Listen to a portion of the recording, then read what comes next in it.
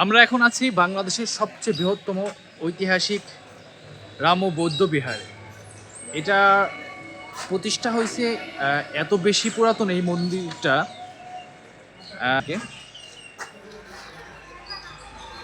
এটা স্থাপিত হচ্ছে 268 খ্রিস্টাব্দে।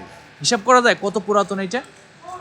268 খ্রিস্টাব্দে, প্রায় 1800 বছর আগে। ও মা রে, 2000 কত 26, 2026 খ্রিস্টাব্দে এখন চলতেছে। সেই জায়গা থেকে প্রায় 1800 প্রায় 1700 প্লাস আর কি, 1800 বছর আগে আগে এই মন্দির প্রতিষ্ঠা হয়েছে।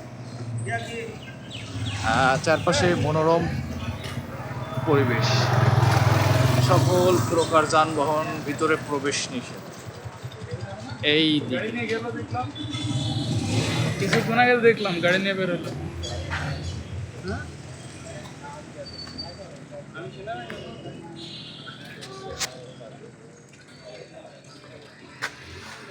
ভিতরে রেখে আসা যাবে না, এখানে রাখা যাবে?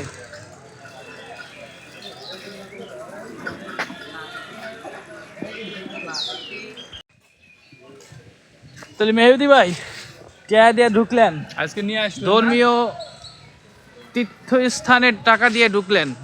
আপনি যদি পৃথিবীর সব ইহুদি খ্রিস্টান বৌদ্ধ যারাই আছে যদি মসজিদে যা বসে থাকে, কেউ কি টাকা চাবে কোনো দিন?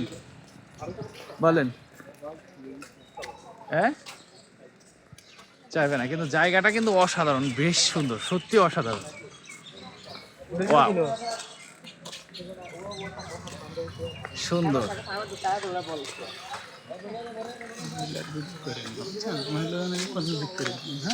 না কি মহিলা কত গৌতম বুদ্ধের।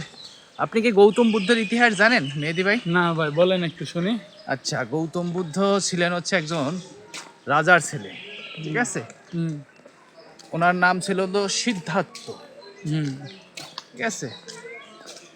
মূলত হিন্দু ধর্মের অনুসারী ছিল ওনারা।